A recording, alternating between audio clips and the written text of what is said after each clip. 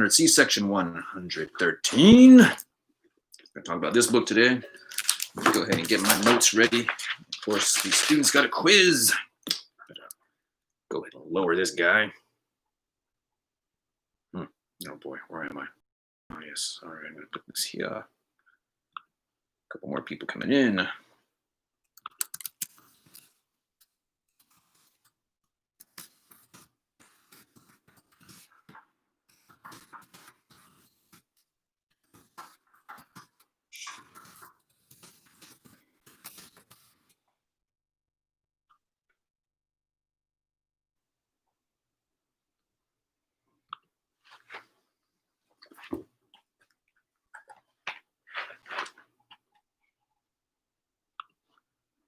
Okay, y'all, welcome back.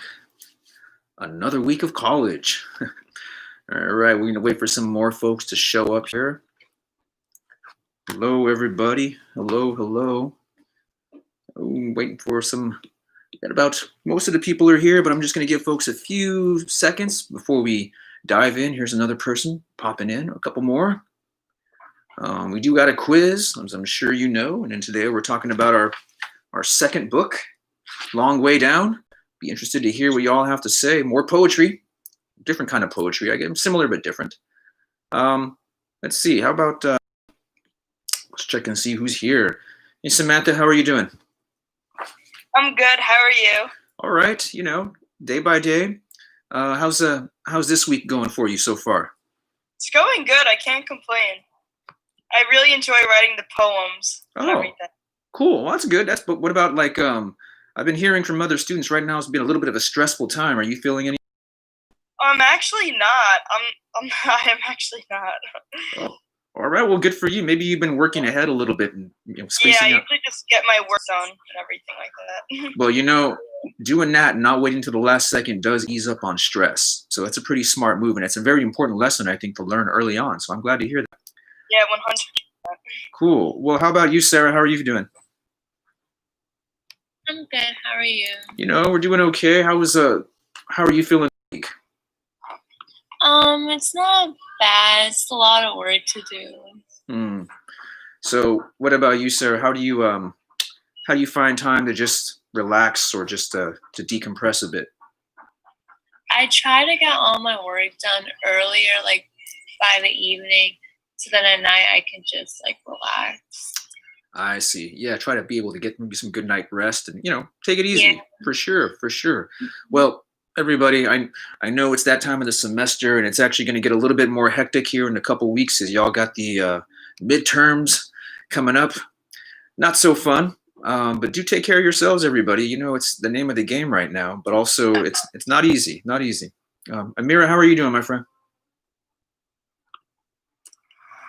I'm doing good, you know. Sorry, my Wi-Fi is really cool.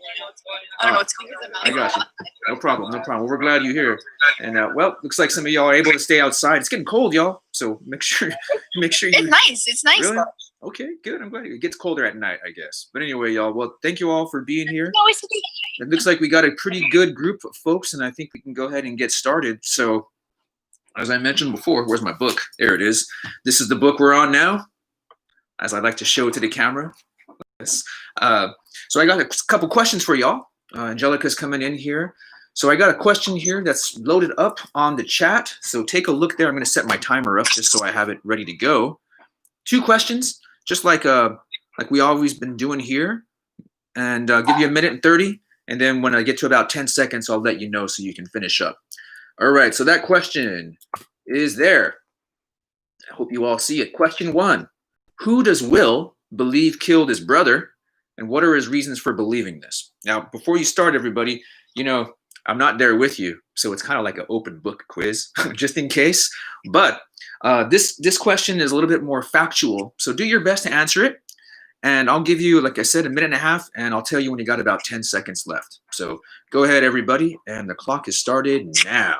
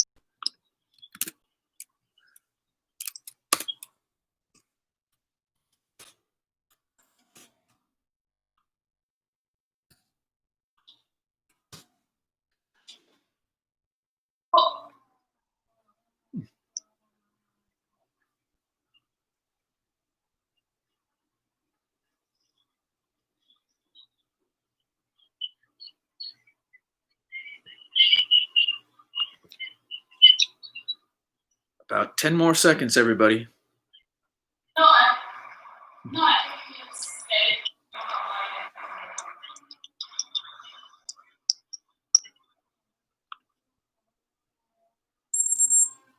Beep, beep, beep, beep, beep, beep. All right. So let's please post those, everybody. That's the first question. Thank you all. And Danya, I think you came in a little bit late, but no problem. You can still answer that question. I posted there one more time. I'll post the 2 questions here in a moment, just in case more folks show in or show up. Let me type in the second question, and y'all can finish getting those ones up. Okay. All right. Sorry, everybody.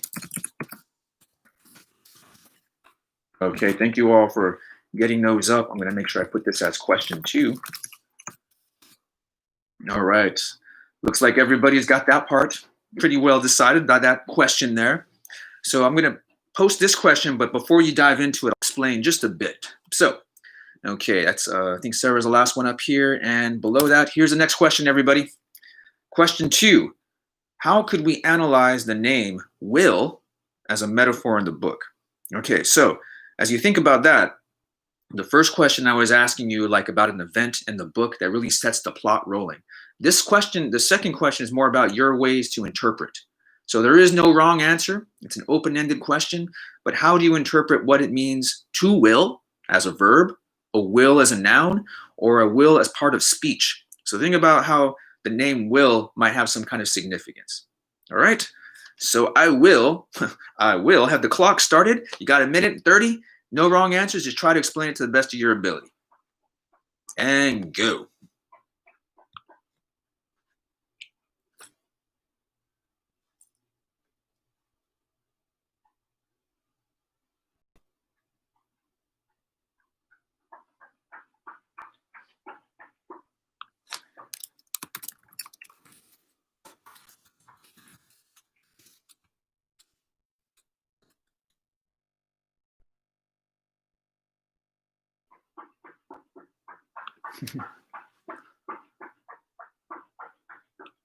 Okay. Cool.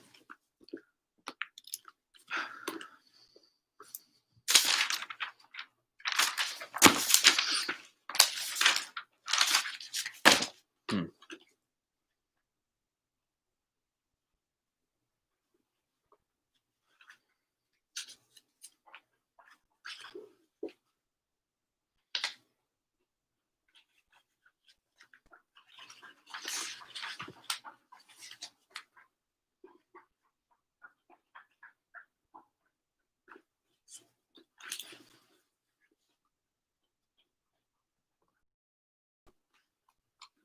Ten more seconds, everybody.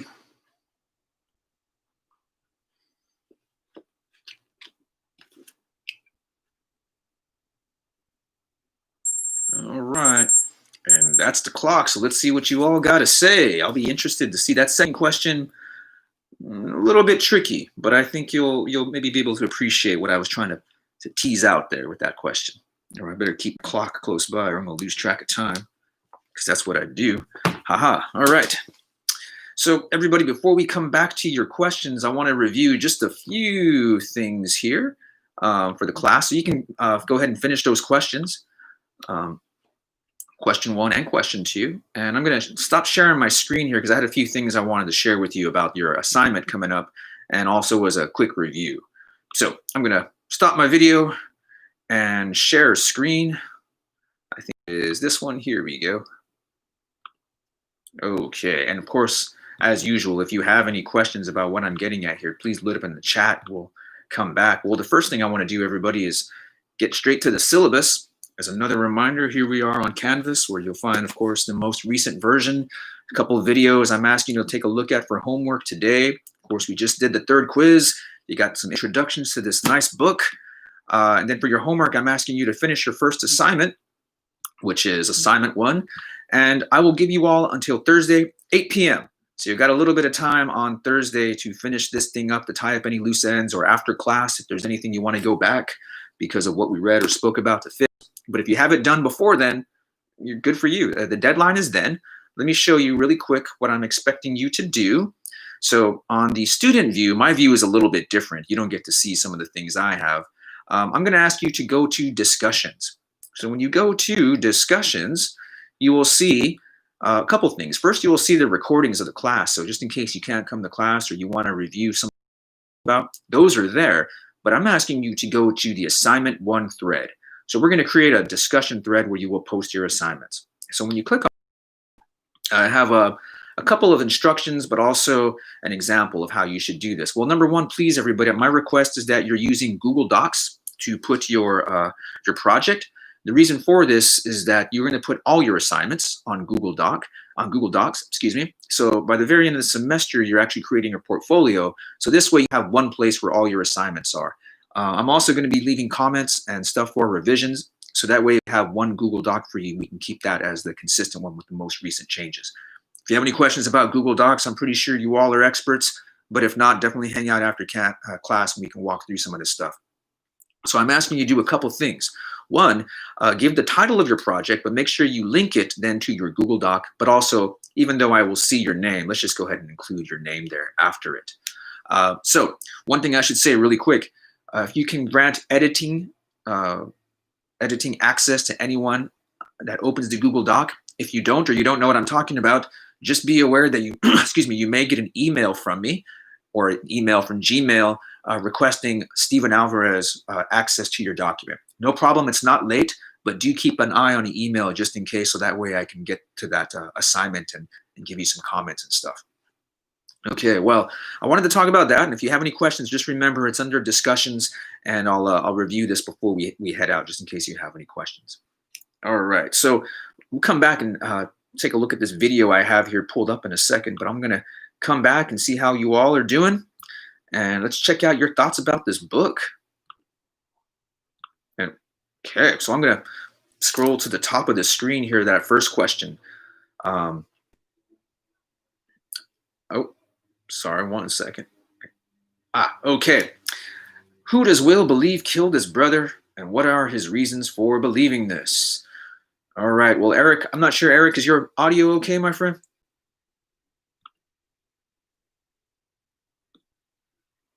Maybe, maybe not. I'll give Eric a chance here. If we don't hear from him, no problem. You can also send a message down below. Oh, you got a message from Eric down below, somewhere way down here. Hi, I'm sorry. No problem. Oh, also, Angelica, your microphone's not working well. Okay, yeah, let me know if your microphone's not working. Then I'll just call on you, and I'll have an awkward silence, which I have no problems being awkward. It's practically my middle name. Well, Eric, let me see if I can go back to what you wrote here.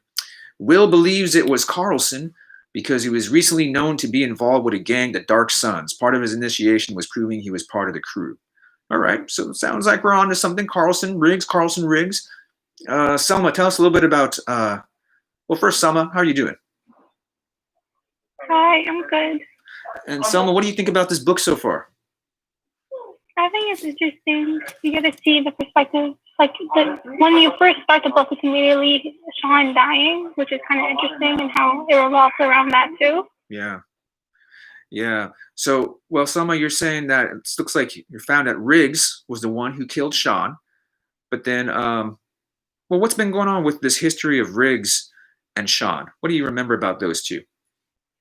They were friends at first, and I think Sean showed him how to do the thing on the jungle gym with the timing or whatever, yeah. And then Riggs moved, and then they had some issue, I forgot, that happened between them. So maybe Riggs wanted to get revenge.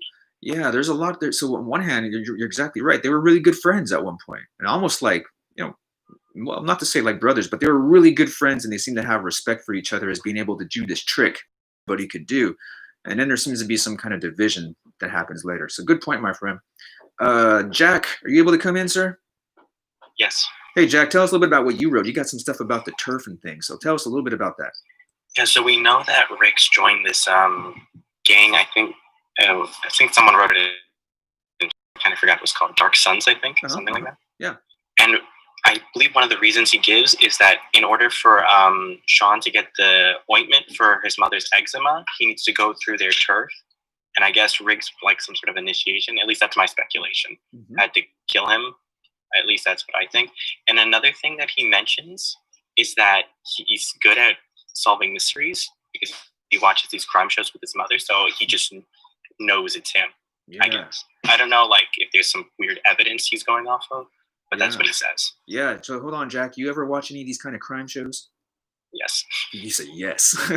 So give me some like of the I don't know. What are some of the commonalities you see from like episode to episode? You look for motive, you look for means and opportunity. And I mean, he has means with the gun. He has opportunity because he walks through the turf every time. And motive might be just because he had to as part of the gang. Yeah. So it's interesting that you put it this way because, of course, these shows are doing detective work. And if you think about it, it's a little bit of a mystery that's happening in this novel because we don't really know. Will doesn't really. He has an idea. But also think about this. He's like, I'm pretty sure because I watch a lot of TV that I'm pretty sure I know what happens. All right, y'all. Well, that's usually dangerous when you learn like a lot of stuff from TV. But there is something here that's about the reality about turf. And then there's also, violence. And that's pretty clear. All right, Jack, thank you for that one. How about Samiha? Tell us a little bit about what you got for that first one, Samiha. I think it sounds very similar about turf. Yeah, I said that he believes it's Riggs because he knew that Will knew that Riggs was part of the gang. He just joined the gang Dark Suns, and he believed that Riggs had to do like the dark deed to get in to be like. And he thought his dark deed was killing Sean. Yeah, so there's like the initiation part, absolutely. And Angelica, I'm not sure. I think Angelica said that her microphone may not be working. I'll give her a chance to chime in. Otherwise, I'll read what she wrote. Angelica writes that Will believed Riggs killed his brother. In the story, Will explains the relationship between Sean and Riggs. Although they were not the best of friends, since Riggs was the smallest and the shortest person, he decided that joining a gang would give him strength, backbone protection, and being a big and bad person. All right, so I think what Angelica pointing out is something really interesting, that what it means to have power, and how power then, even though if you think about in the last book, Mommy was described as being very small, but big and powerful in other ways, and also Ms. Galliano too. So this question about being big or feeling big also comes back in this book too. Right. Well, I think you all got the name for getting some of where this might, where this comes in, and generally picking up some of the questions that build onto the plot of the book. So that first question was asking you just more about and recognizing aspects of the narrative. So the second question was a little bit different, and I'm going to scoot on down to the second question. I don't mean to pass everybody here, but I also want to make sure we talk about the book and a lot of the issues that's being addressed. All right, so I'm going to get down to the second question, and thank you all. Looks like everybody's got Riggs. Good job. Now the second question is a little bit more tricky, as I mentioned. It's how could we analyze the name Will as a metaphor? Okay, so Samantha, I saw you had a couple of things. I was thinking that you were running out of steam. So let's hear what you had to say, my friend. I said he will do anything for his brother, and I forget what else I said. Let me scroll up to my answer. He will kill Riggs. He will get revenge. Yeah, and he will not cry because they're not allowed to cry in the rules. Yeah, so hold on. So let's try to connect that to his name, because when you say he will follow, he will kill, or he will get, what tense is that? Not the past tense. The future? Yeah, absolutely. It's like, for example, maybe like your mother, your father says, hey, wash the dishes. Like, I will. Like, you're not doing it right now. You didn't do it in the past. You're going to do it in the future. So his name also implies something about the future. It implies more like also about what it means to have a strong will or a weak will. but also even about like a will and testament. That is a will that you write, for example. So, all right. So it sounds to me like you're talking about his name relates to the action that he's going to be doing in the future. Yes, Cool. correct. Very cool. Danya, what about you, my friend? Will is a metaphor. Oh, okay. So it goes along the same lines of what Samantha said. I think that his name as a metaphor is in the sense like that, now he has a new will. You know what I'm saying? Like he has a new duty because his brother died. He feels that it's his job as his brother to honor him. And he feels that the way to do that is to get revenge. Yeah. And so that's like his motivation, in that he just feels like this is something that he needs to get done. And, following the 3 rules. So I guess, so in a sense, it's kind of like what Samantha said. Yeah. So let me ask you a little bit to further up on that, Danya. What does it mean if somebody has like a strong will or a weak will? What does will mean in that kind of way? I think like I want to say like determination, perseverance, maybe, or like a strong reason to do something, I guess. Yeah, and I think that might connect to what I think it was Jack said about a motive, having a motive to do something. So you think about this is then will used as a verb, to will. In other words, let's say that you wanted to create a treehouse. I don't know, and you will it into creation. It's not always about the duty. It could be that too, but also just about the time and the commitment and the energy to do something. So good points. Let's keep going. Let's keep building this up. So as we're doing this, I'm thankful that you all are doing this, pointing out how you're building on what your classmates are saying. The job with interpretation is that together we can make the interpretation deeper by building off what we say. So let's keep going. Let's keep building. I think I left off with Salma. Salma, tell us more about the will and what he will do. I feel like his name was a metaphor for something similar to what Donia said, that it's his determination and desire to do something, how he wants to get avenge his brother for his death, so he will try to get right. Yeah. So it's kind of a random question, but have you ever heard of free will? Yeah. What does that mean if somebody says, like, you did it out of your own free will? Like, you do what you want. Nobody ever tells you what to do. Yeah. Hold on. Does that kind of sound like... You determine your own... Wait, you determine your own what? Like, determine your own fate. Ooh, okay. Can you tie that back into the character Will? What do you think? He doesn't want to die. I don't think he wants to die, so he's determined to make sure he stays alive, I guess. Yeah, it's also, think about this, like, for example, and it's usually, and if you all study philosophy, as I know you probably will at some day, it goes back to ancient Greek philosophy, is the kind of conundrum between fate and free will. So in other words, was everything about your life determined in advance, that it was fated, that this was supposed to happen, and this is supposed to happen, or this is supposed to happen? Or is it about your will to make things happen? So that might be a question that Will has to decide. Does he have free will, or is it determined that he is going to commit this murder? Or does he have an opportunity not to commit the murder? So good point, Sama. I like it. Ian, you in there, my friend? Audio okay? Hey, what's up? Hey, Ian, tell us a little bit more about this, the will metaphor. I was thinking that he had like a couple struggles in the early beginning of the chapters, as we can see, and he's willing to do anything to like get back on track and kind of fix up his life, because one, he wants revenge, and he's also just willing to do anything to get it. Yeah, it's a little bit different the way you use the word will. You have the ing at the end of it. It's still a verb. So, of course, when we change the ing, that means it's happening in practice. So it's kind of interesting to think about that he's willing to do. So will, it's like, he's doing it, but it's also kind of like in the future. So this guy, he's a man of action. I think we can probably describe that, but he's also maybe confused about what this action is going to mean, and then potentially what this action could result in his future.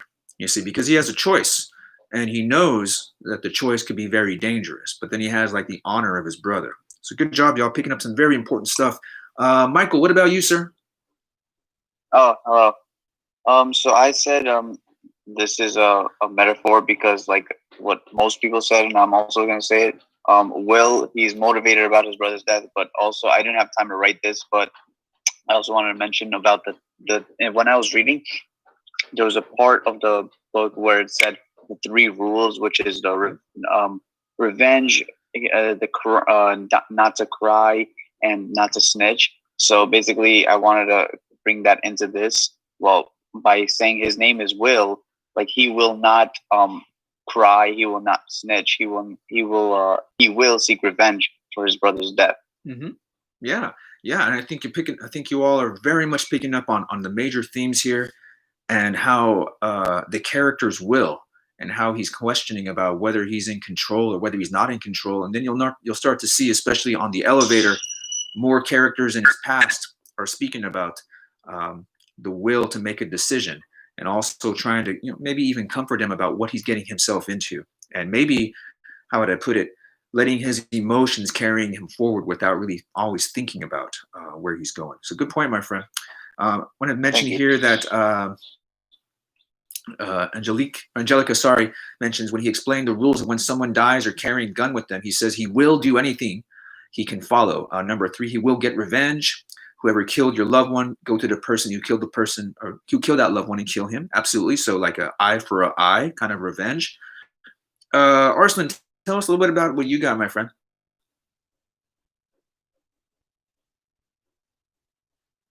Yeah, so I talked about the repeated theme of death, which I mean, kind of doesn't really correlate with what everyone else was saying, but he talked about how like his brother talked about dead artists such as Tupac, and how he talked about how people might like people better because they're dead or whatever.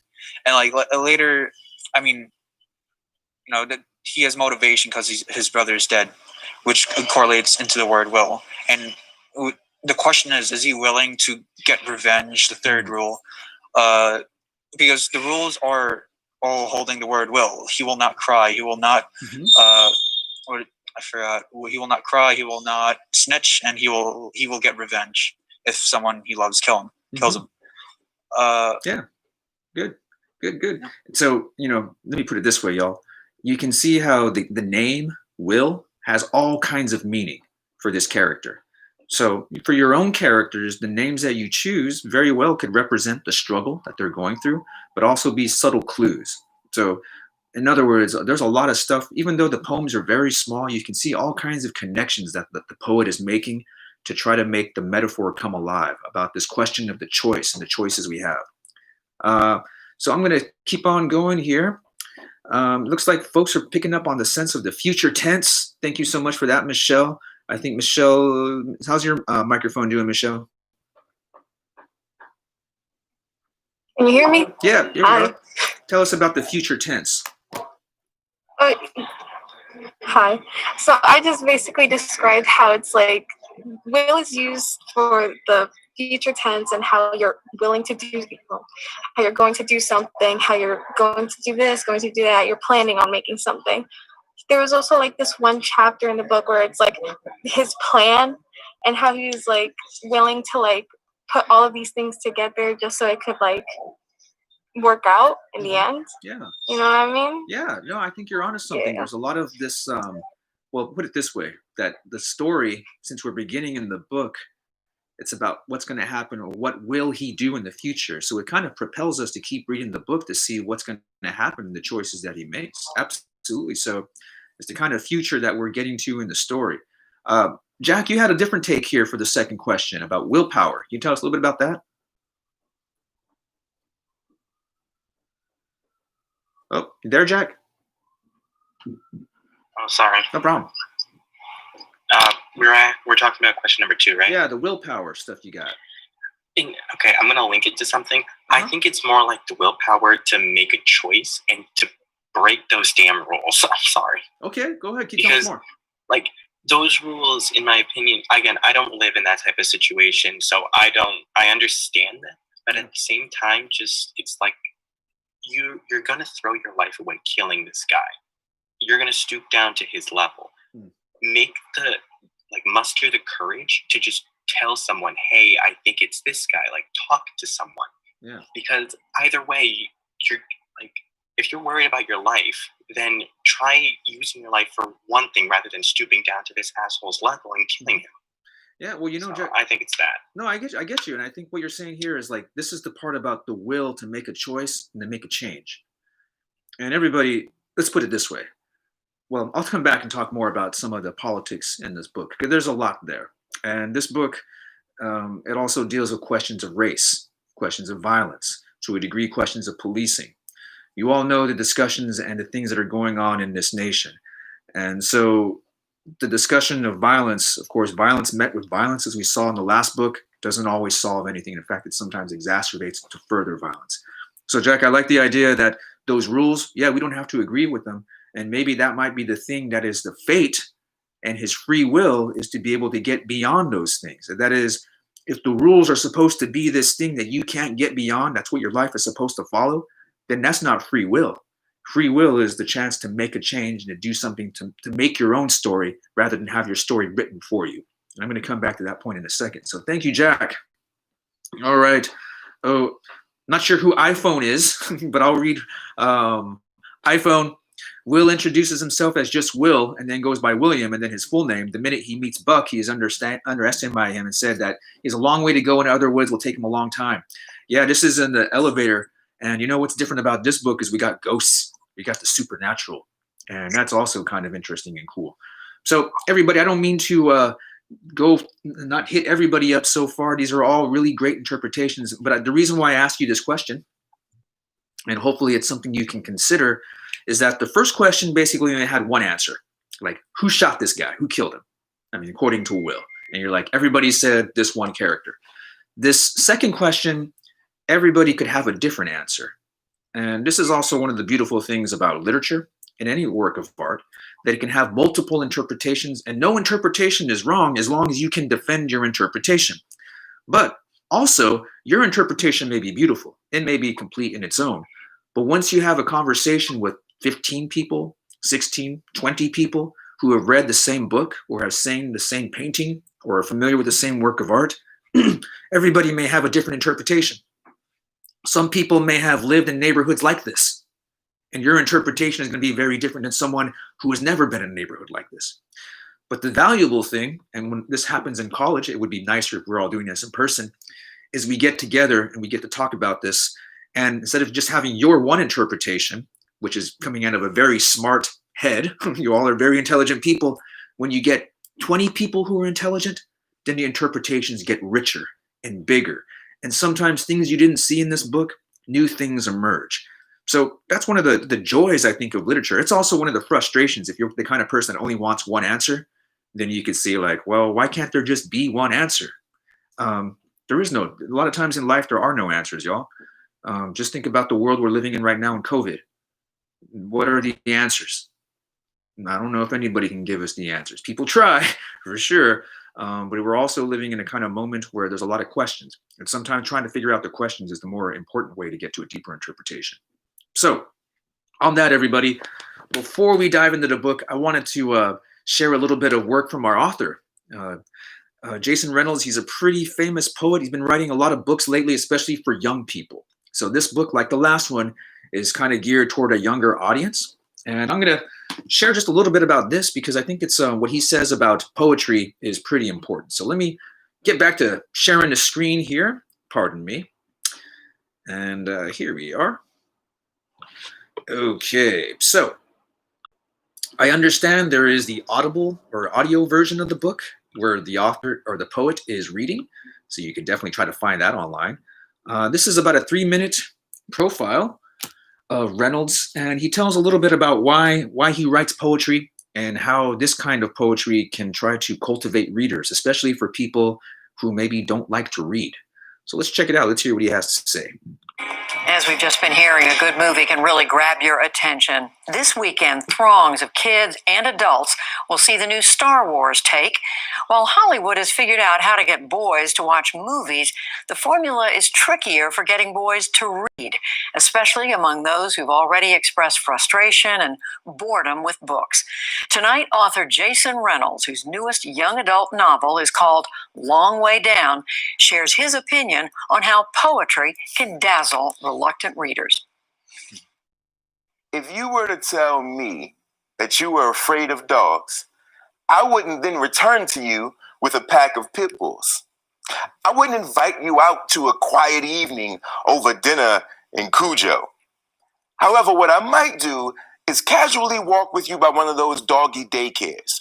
The ones with the pups small enough to fit in the palm of your hand.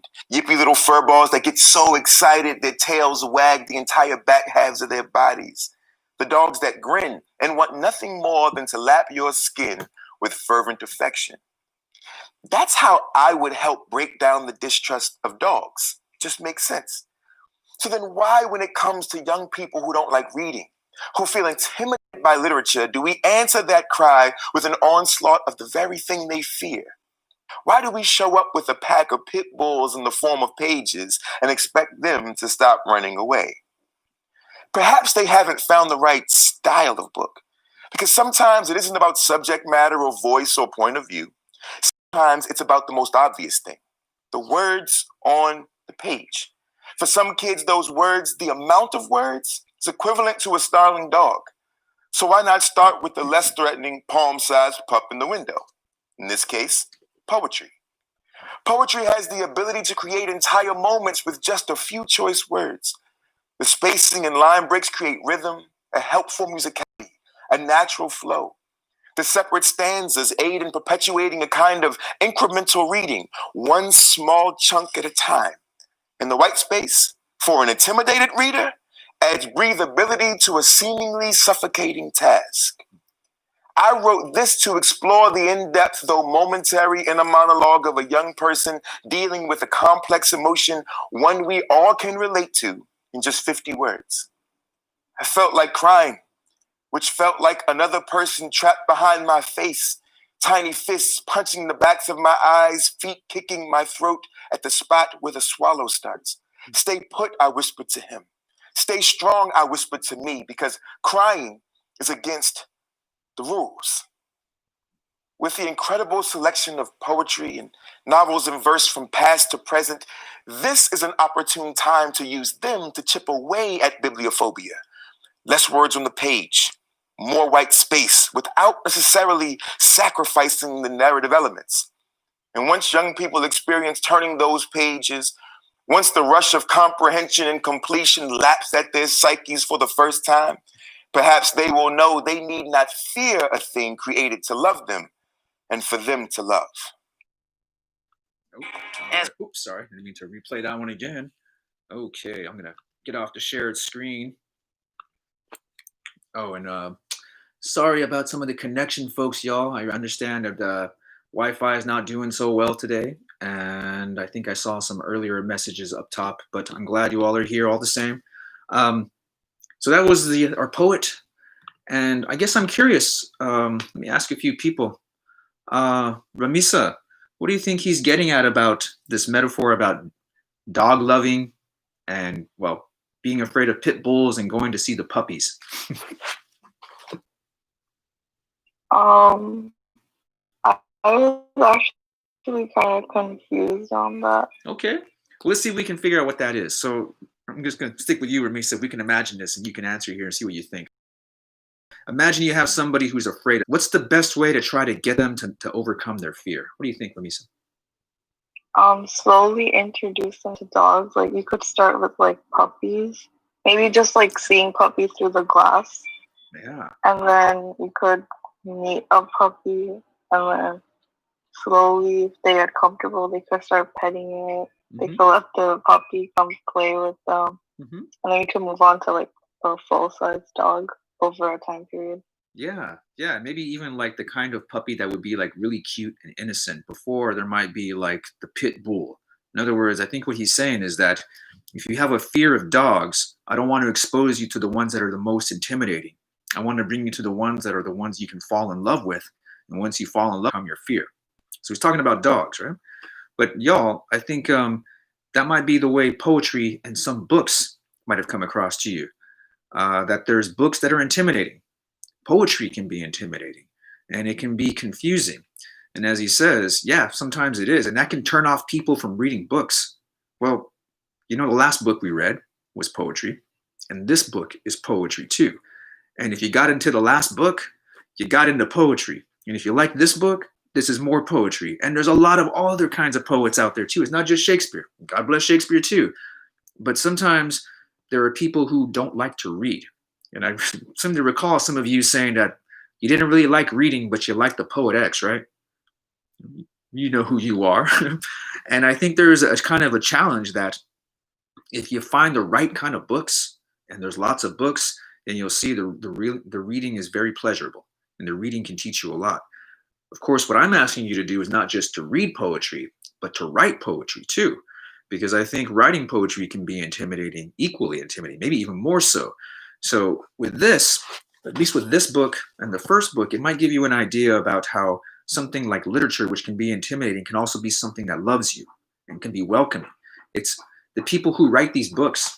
This guy that wrote this book, it's written out of love for a kind of story, but also for a particular person, a particular character in this society who might be struggling. So I wanted to point that out, but also because I think what he said about literature and poetry and trying to encourage students to love to read. And in this class, what I try to do is to get you all hopefully to find books that you like, assigned books that I think students will like, and hopefully find that you might actually write, you might actually like doing a little bit of creative writing. And so if that's the case, well then that's good for me. But you also might realize you don't like writing too, and that's fair. So actually, I want to turn to a few pages here, y'all. So I think this book has got a lot, even though the poems seem very small. When you see less words on the page, as he says, even though it looks smaller, it's also more inviting. And he does a lot of stuff here with very few words. So first place I want to check out, everybody, is on page 40. It's a poem called My Mother Used to Say. And since I will continue doing the thing where I show the poem to the screen, my last class is like, Professor, you don't need to do that. And I'm like, yes, I do. It's for me. So this says, my mother used to say. And how about, let's see, Arslan, you mentioned about Tupac and Biggie before. You mind reading this poem for us, sir? It's on page 40. Sure. Thank you. What page? Page 40. My mother used to say. Okay. All right. My mother used to say, I know you're young, gotta get it out, but just remember when you're walking in the nighttime, make sure the nighttime ain't walking into you. But Sean probably had his headphones on. Tupac or Biggie. Yeah, thank you, thank you, thank you. Of course, those two artists were also murdered in violence. But let's check out the words of a mother, because I think his mom's got some poetry in her too. So Arslan, I'm going to keep you here since you read it for us. Thank you for reading that. So I guess here we have the mother speaking in italics, which is kind of a cool little move, everybody, how you can change italics, maybe in your poems too, for emphasis. So here's a mother speaking to Sean. I know you're young, got to get it out, but just remember when you're walking in the nighttime, make sure the nighttime ain't walking into you. All right, Arslan, tell us what she's getting at about when you're walking in the nighttime, make sure the nighttime ain't walking into you. What does she mean by that? I guess the nighttime could be referred as like the time where like the bad people can come out, or like where the darkness could consume one person per se. Okay. So, I mean, one way to say it's like don't get mugged, don't get hurt, into trouble.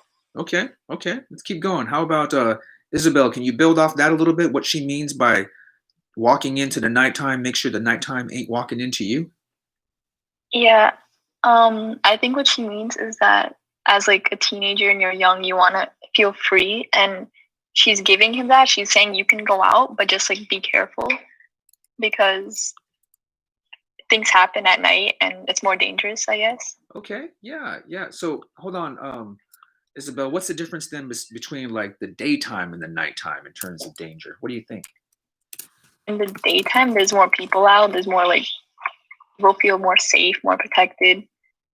Yeah. While at night, more stuff happens because it's dark and it's harder to see. So like there's robberies, there's things happen. Yeah, absolutely. So now notice this, everybody. Of course, if you're walking into the nighttime, it's like you're walking into the darkness, and you're walking into, well, who knows, right? But she says, notice that you're walking in, but her warning is make sure the nighttime ain't walking into you. So you're going out there because you're young and you want to have fun. but make sure it's not getting into you. And that's a part that's a little bit tricky there. Palak, you're the iPhone, my friend. Are you able to talk to us? I'm really sorry for that name, but my laptop stopped working, so I had to use my phone for it. No problem. And also, by the line where she says that you're walking in the nighttime, make sure the nighttime ain't walking into you. I guess she means that as a youth, he wants to explore himself. So he's allowed to go out in the nighttime, but he must ensure that the nighttime, the second one, by that she means it as the darkness, not to follow him. Ah, interesting. Okay, so He wants her. I like it. Like he is allowed to engage in some activities, but like the dark ones, like not robbery, the forming of gangs or something, and chilling out with friends. But at the meantime, he must not do something that is referred to as the darkness. That means crimes and other stuff. Yeah, all right. Sounds good. That's a great interpretation. I think we're moving on to some stuff about nighttime, darkness, him going into the night, but the nighttime entering him. Joseph, is your microphone okay, Joseph?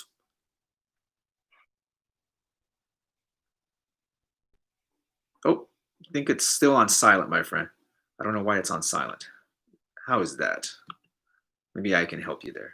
Oh, no, I don't know. It's on silent. That's weird. One more time, Joseph. Give it another shot. What do you think? No, I'm not hearing you, my friend. So maybe, Joseph, you can, in the chat, if you don't mind, just mention what you think about this darkness is and how this darkness is getting into him. No problem. I got the mic's not working. But you can go ahead and add that if you don't mind. We can hear what your thoughts are, too. So everybody, let's think about this, because the question about free will and fate, I think we brought this up before. I think, I can't remember who I think it was Ramis I asked about this. Okay, so notice the difference here. You are walking into the night, meaning that you will walk into the night. That is, you are doing the action. You are going into the night. But the other side is you're passive. The night comes into you. The warning is when you go out to the night, you have the active side of you, but don't be passive. Don't be passive in the night. It's also kind of the thing you might say that you got to be very careful in this way, but also you got to be careful because there's dark stuff out there and you can go into the darkness, but you don't have to let the darkness come inside you. And I think you'll start to notice in this kind of question is also something that Will is dealing with. There's darkness out there and the darkness might enter him as these rules for violence. So that's kind of interesting because here you have the mom being kind of poetic, but it also leaves us for some interpretations about nighttime and darkness. And darkness happens all over this book, everyone. You'll see, especially when ghosts come in, there's smoke and all kinds of different ways we think about light and dark. So I wanted to scoot over just a little bit, everybody, on page 43. Page 43, another poem. This one is written in what are called couplets. Notice that each of the stanzas are 2 lines long. So there are 1, 2, 3, 4, 5 couplets. And I don't think any of them are rhyming. You could rhyme the last word, but you don't have to. So this one is called It Used to Be Different. And I'll read this one. Maybe y'all can follow along. Page 43. When I was 12 and he was 16, he would talk trash till one of us passed out. He would tell me about girls, and I would tell him about pretend girls who he pretended were real too, just to make me feel good. He would tell me stories about how the best rappers ever were Biggie and Tupac, but I always wondered if that was just because they were dead. People always love people more when they're dead. All right, everybody. So you know what I'll do is I think I'll put this question in the chat. What does Will mean? Oops, sorry. And he says, let me make sure I get the quote right. People always love people.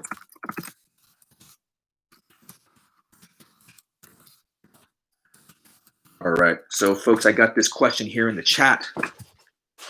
So I guess what I'll do is I'll give you about a minute to answer this question to figure out what do you think he's getting at when he says this. I think you all probably have a pretty good idea, but what does Will mean that we love people more when they're no longer with us? There's a kind of a contradiction there. So I'll give you a minute to answer that in the chat. Let's get a few thoughts out there and see if we can have a cool interpretation. I'll tell you when you got about 10 seconds left. So have at it, everyone.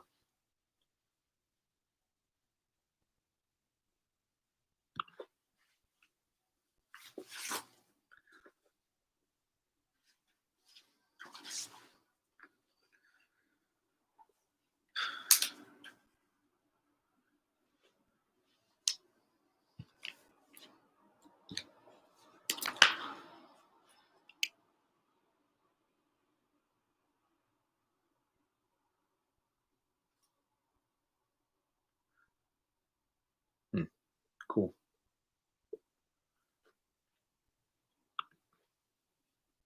All right, about 10 seconds, everyone.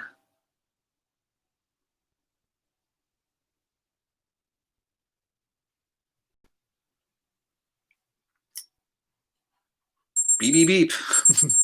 All right, thank you all for doing that. These lines are well, they seem kind of simple, but they have a lot of profound meaning behind them, and we'll see how y'all think about this. For those of you who experience loss, I think pretty much most of us in our life, of course, all of us at some point will.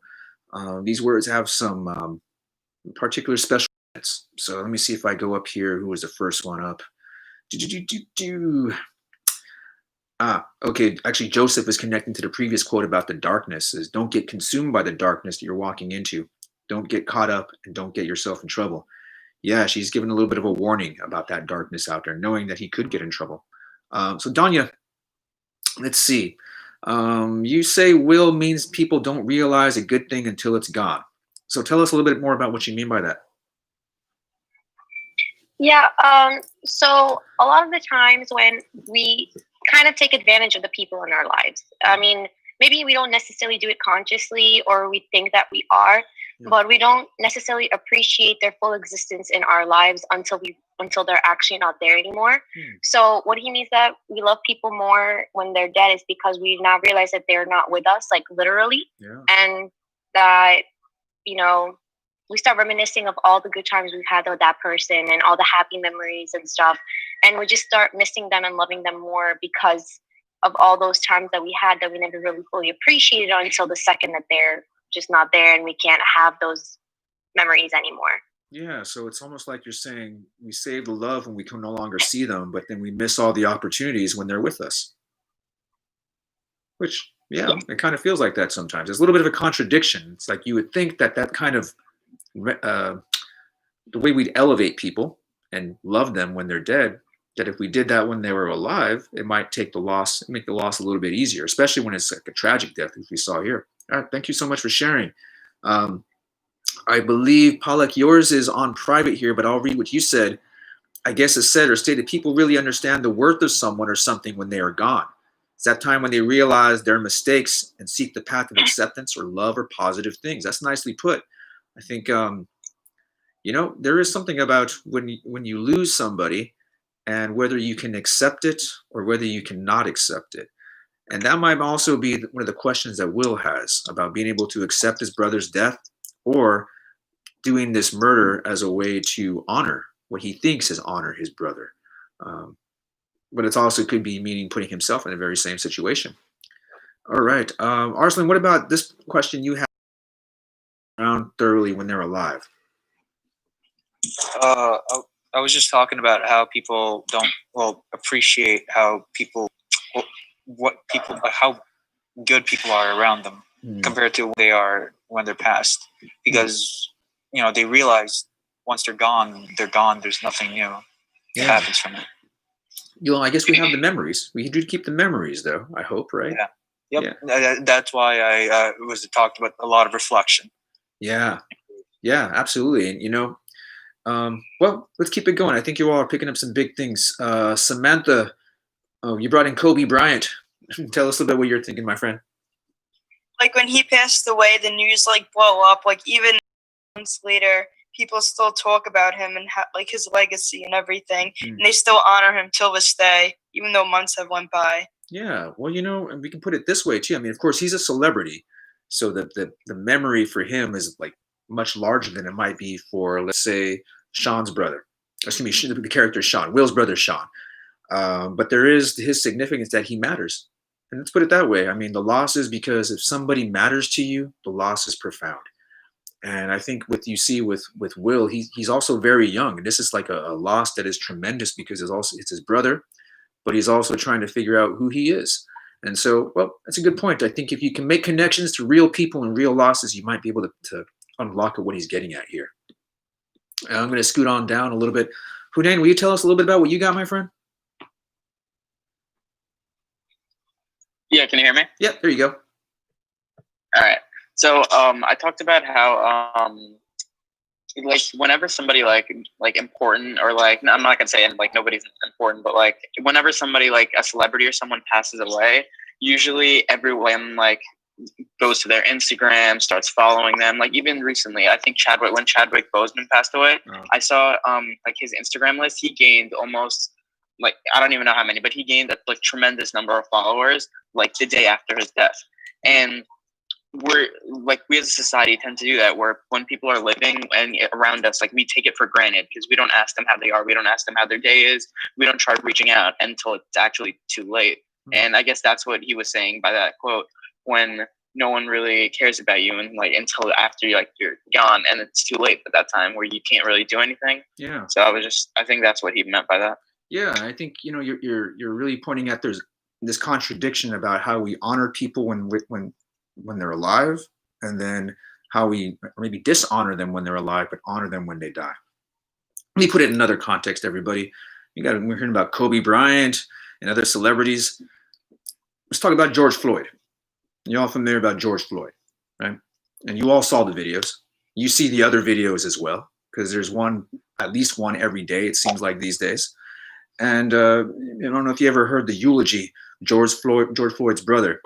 He says that George changed the world. And in fact, his daughter said this too, that maybe in life he was not honored, but in death, he really has changed the world. And so you can put that in a smaller sense, that there are nameless people all over this planet who die, and especially these days, 200,000 of them from this sickness. And put it that way, is that those people all matter to somebody. But it's a matter of when they're forgotten and when they live in memory. And I feel like Will is kind of torn.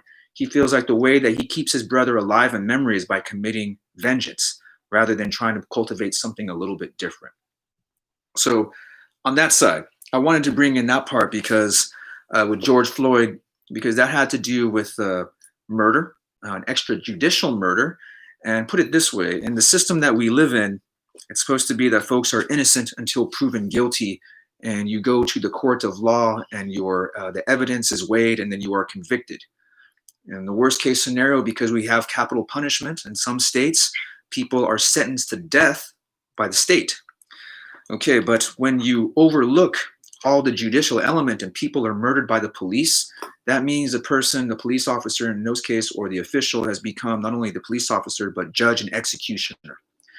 But not just the police, anyone who commits that kind of violence, because in fact, Will is taking it on his own. He's already made the decision. He's already judged what happened. He doesn't know because he watches a lot of TV shows, but in his mind, he has judged what's going to happen. He is going to be. That's always very problematic, folks. Oh, my connection is unstable. I apologize that. So as I say that, I wanted to turn to page 55. And as you think about what it means to think about folks in life and after death, we can also understand in this book that some of the questions are really focusing on the experience, of this case, of a young African-American male. I believe at this point he's about 15 years old. And it's to contrast with Shamara in the last book, who's a woman of color. So here we have a young man of color and the way he's seeing the world, which may not be the way you see the world too. But it might be something that you might be able to recognize. And you can hear his voice, and you can try to get inside his head, and maybe you can understand the grief that he's going through too. So this is on page 55. And this is a poem called Reasons I Thought, or in parentheses, Knew Riggs Killed Sean. So number 1, turf. And how about, let's call on someone else. Hey, Isabel, you there, my friend? Yeah. You mind reading this poem for us on page 55? Sure. Thank you. Reasons I thought knew Riggs killed Sean. Number 1, turf. Riggs moved to a different part of the hood where the dark suns hang and bang and be wild. He wanted to join so he wouldn't be looked at like all bark no more, and instead could have a backbone built for him by the bite of his block boys who wait for anyone to cross the line into their territory, which happens to be 9 blocks from our building and in the same neighborhood as the corner store that sells that special soap my mother sent Sean out to get for her the day before yesterday. All right, thank you so much. So this one, everyone, as you'll see, the stanzas are written in 4 lines or 4-line stanzas. This one, there's one thing I wanted to point out that's kind of cool about this. This happens in the 3rd stanza. And if you read it, and it's one of the joys I hope you all find where you maybe read this book aloud a little bit, because when you read it aloud, you can hear a little bit of the rhythm and the music of it. So this is that 3rd stanza, and as I read this, listen to the B sounds in those first 2 lines. If you can hear the B sounds. A backbone built for him by the bite of his block boys who wait for anyone to cross the line into their territory. Let me go back to those 2 lines there. A backbone built for him by the bite of his block boys.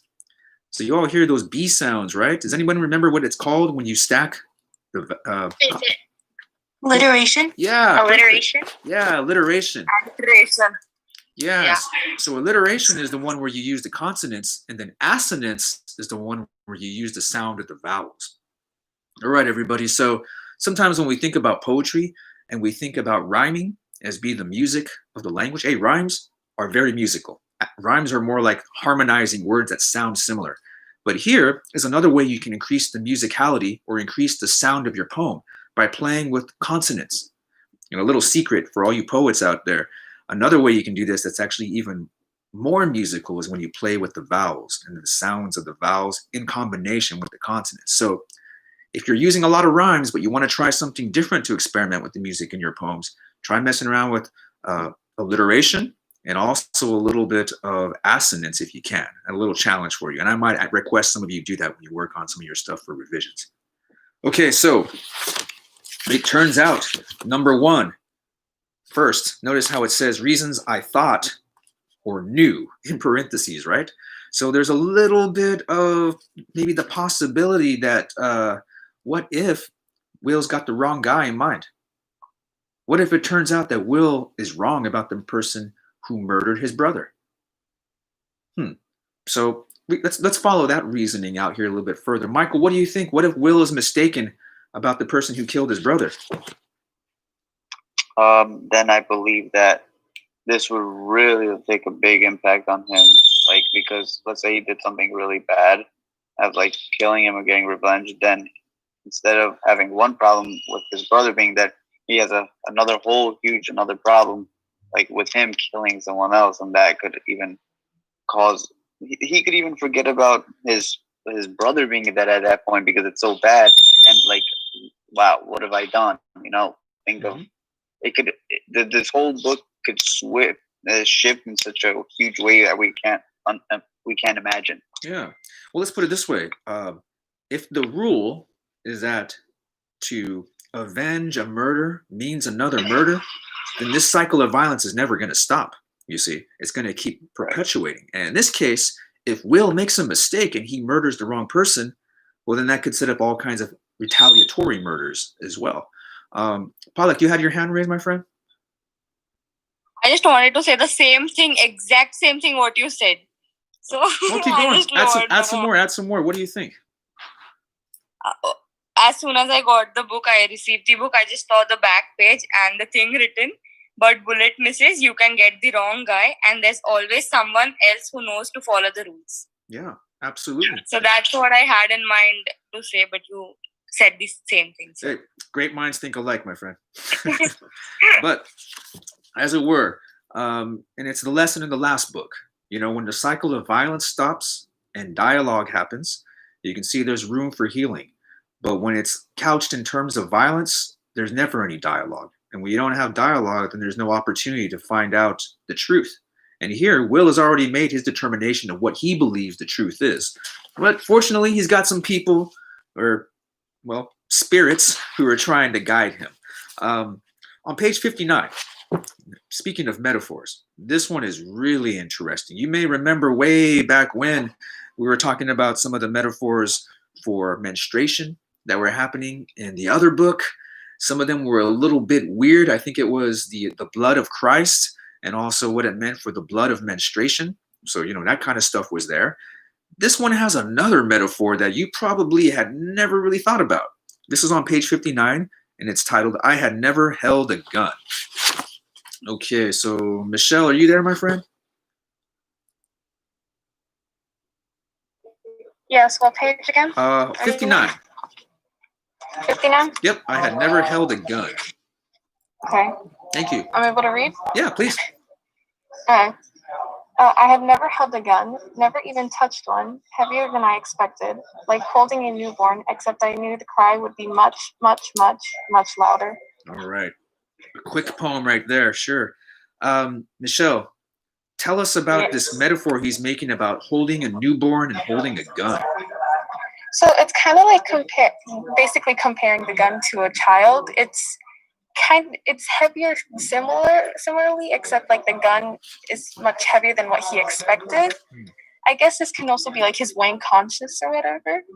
Also, it's like saying how like except he knew that it says here, except I knew the cry would be much, much louder. Yeah. So like a baby cries when you hold a gun and when you use it. I don't know if he's trying to mean like whoever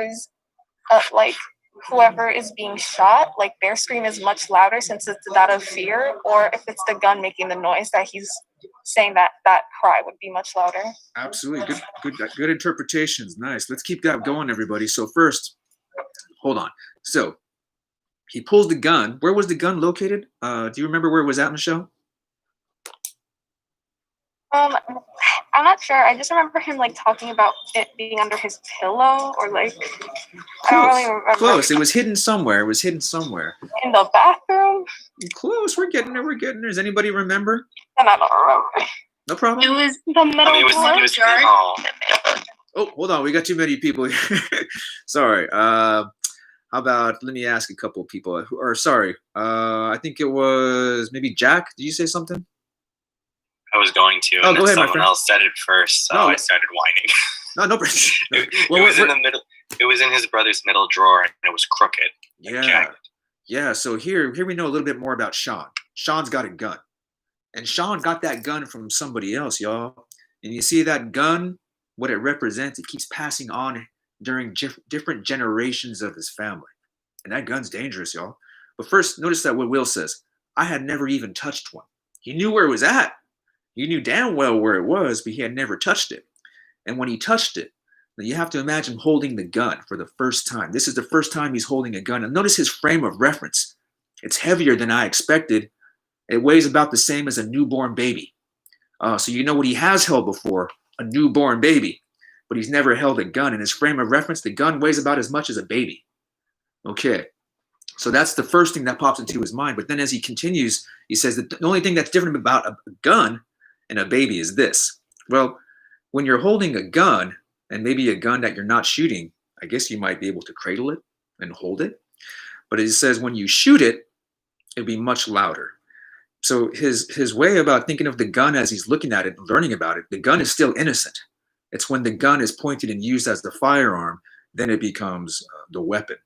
So it's kind of interesting about the way he's thinking about the gun and his frame of reference is a baby or a life, even though what he's thinking about is killing somebody's baby. And that's really what it's all about. It's about the cost of life of another human being. So I wanted to mention that part because I thought that was particularly interesting, even though the poem is so small, really short. It had a really powerful metaphor to kind of think about a gun and taking something so different from a gun and comparing it to a baby.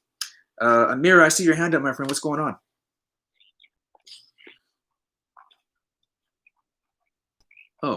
Oh, it says silence. Are you okay, Amira? What? Okay, she can talk from my speaker since I'm sitting next to her because her mic isn't working properly. Oh, no problem. Well, I'm glad you're all together. So what was going on, Amira? You can hear me, right? Yeah, we hear you. Okay, so when he talks about like a baby being born, like when a baby's born, they cry and scream, which means that they have oxygen in them, which is a sign of like them being like alive. Yeah. And but we can scream when a which is the higher chance. So this he's trying to differentiate, like even though he's like trying to say that they both are you can hear a scream. This one is stronger because it is more of an impact because he's like getting killed instead of a baby being brought to life. This is you're dying, like your life is over basically. Yeah, you're right. It's what the gun represents in terms of death, but then he's thinking about it in life. And again, it's kind of like this contradiction we said before, that we love people more when they're dead rather than when they're alive, because that obviously seems like a contradiction too. It's a good point, my friend. Let's keep building on this. And he thinks about this gun a lot. The gun becomes like a character, y'all. And if you think it was a character in the last book or a symbol, this gun has all kinds of symbolism for what this is going to mean for this young man's life. So this is on page 64, and he's continuing to think about this gun. And this one is called I Wrapped My Fingers. And how about, Palak, do you mind reading this one for us, my friend? Do you have it in front of you? Can you repeat the page number? 64. I wrapped my fingers. Okay. I wrapped my fingers around the grip, placing them over Sean's prints like little brother holding big brother's hands again. Walking me to the store, teaching me how to do a penny drop. If you let go too early, you land on your face. If you let go too late, you land on your back. To land on your feet, you gotta time it just right. All right, thank you so much. And notice that very first stanza. He says he's wrapping his fingers around the grip of the gun. And he's feeling his brother's fingerprints. And notice this, it's like holding his brother's hand again. So whatever connection that he's feeling with this brother is this weapon. And that may be not the best way to think of his brother about holding his brother's hand. He feels like the way he's getting closer to his brother is by getting closer to avenging his murder, which may not be the best way. I think, as Jack mentioned before, this could definitely, well, you don't challenge the rules. And the rules, I think, in this case are ones that should be challenged. What he's doing is misinterpreting the best way to honor his brother. And so, as we keep going, everybody, this is on page 67. We're about out of time, so make sure we can get this last one in here at least, maybe a couple more. This one is called The Plan. And here is Sean now. Here's what he's thinking about doing. We'll see what you all think about this plan. This is on page 67, The Plan. The plan was to wait for Riggs in front of his building. Me and Sean were always over his house before Riggs joined the gang. And since then, Sean had been up that way a bunch of times to get Mom's special soap. I figured it would be safest if I went in the morning. If I timed it right, none of his crew would be out yet. No one would ever suspect me. I'd hit his buzzer, get him to come down and open the door, then I'd pull my shirt over my mouth and nose and do it. Okay, so to set this up, everybody, it's the daytime, it's the morning. He wants to go get this thing done in the morning. And there's his reasoning behind it. So now he's basically telling us, here's what I'm gonna do in his mind, or this is what he will do, right? This is his will speaking about what he wants to happen, or what he's determined to do and how he's gonna do it. All right, so everybody, so I'm going to go to the next page, on page 68, to read something really quick about his mother. His mother we don't get to hear so much about, because this is Will's story, but it's called In the Kitchen on page 68. The sun burst through the window, bathing my mother, who slumped at the table, her head resting in the nest of her red, swollen arms. She'd probably been scratching all night, maybe trying to scratch the guilt away. I wanted to wake her and tell her that it wasn't her fault, but I didn't. Instead, with the pistol heavy on my back, I stepped slightly over the creaky parts of the floor, trying not to wake her and lie about where I was going and break her heart even more. So, here, one thing we can think about, of course, Will, his heart is broken. And then, of course, his mother's heart is broken. And his mother lost one son. And there's the potential that she could lose a second son. So I think when you all are really thinking about this book, I hope that the question of violence firearms as well. Actually, when I think about that, your generation, when you've gone to school, I imagine many of your high schools and maybe even your middle schools for your generation had active firearm drills. Does that sound about right? In case somebody came into your school with like a weapon and you were prepared to, I don't know, hunker or bunker in your classroom or something like that? Would you all have some kind of training like that? We had a seminar or something like that. Yeah. One of the things at St. John's since I've been here is I also have to take a training. This is not anything, when I was young, way back when, the stuff that we did were fire drills, and not like firearms, but like if the school caught on fire, what do we do? Never had any drills that there would be an active shooter, because that wasn't really a problem. That problem didn't really start, I believe, until Columbine. And that was probably around 2002 or 2003, the shooting in Colorado. And you've seen a number of these days, less so because the schools are closed. But that kind of violence that happens in school, it's a very real thing. It's about firearms. So this is violence that happens outside of school, but you could easily see that the revenge could take place in the school if that were the case. Now, on page 70, which looks something like this, you're going to start seeing some stuff that looks a little bit different in the book. We got some illustrations. Hey, who doesn't like a book with pictures? I know I do. All right, so as you'll notice, this one called At the Elevator, this is when the story kind of changes, because before we're outside plotting this revenge, and then most of the book takes place in this elevator. And it turns out that Will lives on the 7th floor. So he's got to go down. And guess what, y'all? It's a long way down in this elevator. So this one is on page 70. It's called At the Elevator. And let me see here. How about Yu Ying? Are you there, my friend? Yeah, I'm here. Hey, Yu Ying, would you mind reading that poem on page 70 for us, At the Elevator? Yeah. Thank you. Back already sore, uncomfortable, then strapped like a brick, rubbing my skin. Raw with each step, seemed like time stood still as I reached out and pushed the buttons. White light surrounded the black arrow. Down, down, down, down, down, down, down, down. Thank you. And notice the downs kind of form a little arrow going down. All right, y'all. Let me ask you all a question here. This is St. John's is a Catholic school, although different religions have the different, pictures of the afterlife, let's say.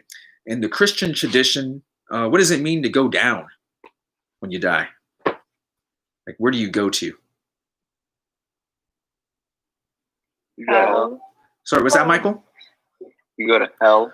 Yeah, it's like you go up if you're going to the good place, and maybe if you're going down, you're going to the bad place. And then there's also this purgatory place where you're like wandering around, but you're still dead. Oh, these Catholics. All right. Well, hold on, everybody.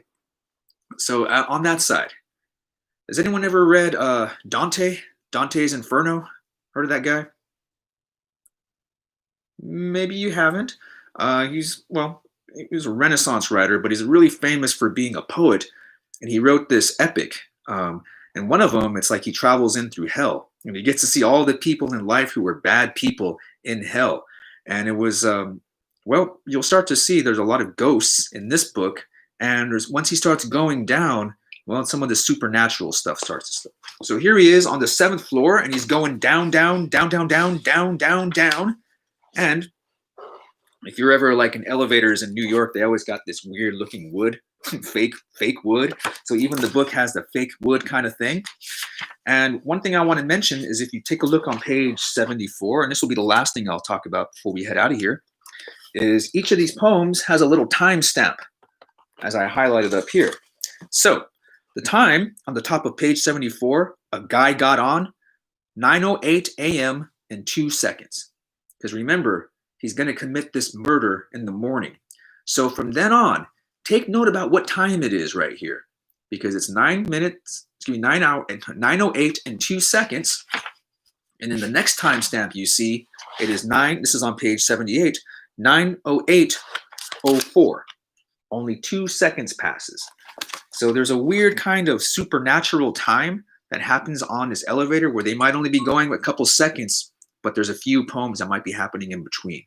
So as that happens, you're going to see, as you continue on reading everybody, there's going to be more characters who join Will in this elevator, and each one are going to be bringing him different aspects of himself and about this decision he makes, and also speak about what these rules are and how these rules, for some of them, left them as victims of violence. So on that note, everybody, I think we're done for today. So, remember, another quick reminder, you have until 8 p.m. On class on Thursday, the day of class on Thursday, to submit your first project. If you have any questions, I'll stick around here for a few minutes.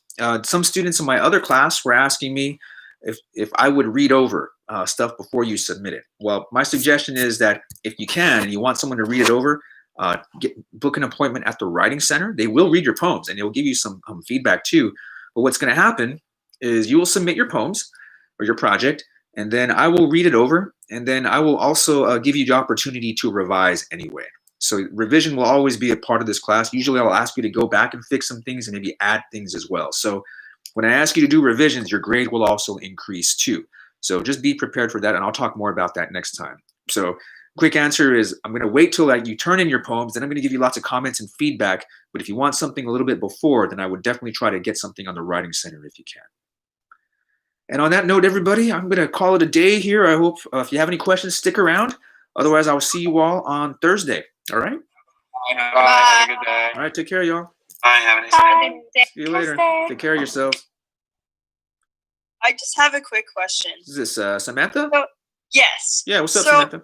My work is on a Word document. So should I just copy and paste it into a Google Doc and then send you that link on campus of the Google Doc? Yeah, I think that would be a little bit easier. I think, maybe backing it up on Word is good, but if you have it on Google Docs, now the only thing that might be weird is if you had some formatting where you move words around, it may not be the same on Google Docs, but that's okay as long as the content is there. And the idea, Samantha, is that because you're going to do some other projects, so we have it on Google Docs, it'll all be on one document, and that way you may not have to search as much around for it. Okay, perfect. Thank you so much. No problem. Take care. Have a good day. See you later. Professor, I have a question. About, Michael. Yes.